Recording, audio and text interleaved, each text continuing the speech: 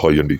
గత ప్రభుత్వంలో కూటమి ప్రభుత్వం మా ప్రభుత్వం రాగానే గ్రామ వాలంటరీకి ఎటువంటి న్యాయము మేము తప్పక చేస్తామని కూటమి ప్రభుత్వం వెల్లడించింది. ఇప్పుడు వచ్చినటువంటి కూటమి ప్రభుత్వం ఈ యొక్క బీజేపీ, జనసేన, టీడీపీ ఈ 3 పార్టీలు కలిసి కూటమి ప్రభుత్వంగా వీళ్ళు ముగ్గురు కూడా ఆలోచన చేసి పెట్టినటువంటి ఈ ప్రభుత్వం ఇప్పుడు గ్రామ వాలంటరీలను తీసేయడం, గ్రామ వాలంటరీల యొక్క బాధలను మీరు ఒక్కసారి చూస్తున్నారా?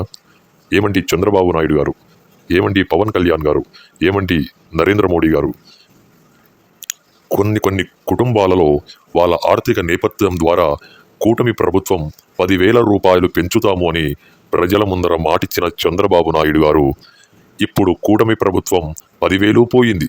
గ్రామ వాలంటరీలో గౌరవ వేతనం కంటిన్యూ చేయలేకపోయారు. మరి చెప్పిన మాట ఎక్కడ ఉంది చంద్రబాబు నాయుడు గారు? మరి వీటిపై మీరు పూర్తిగా చర్యలు తీసుకోవాలి.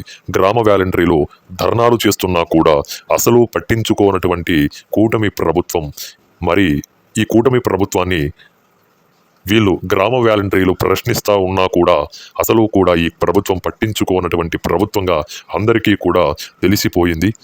మీరే చెప్పండి, రాష్ట్ర ప్రభుత్వం వచ్చి 9 నెలలు కావస్తుంది, కానీ ప్రభుత్వం ఏమైనా కూడా చర్యలు తీసుకుందా?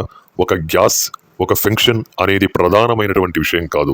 ప్రతి ఒక్కటి కూడా ప్రభుత్వం తీసుకొని ప్రభుత్వం ప్రజల కొరకు, ప్రజల చేత ఎన్నుకోబడినటువంటి ప్రభుత్వం కాబట్టి తప్పకుండా కూటమి ప్రభుత్వం ఆలోచన చేయాలి.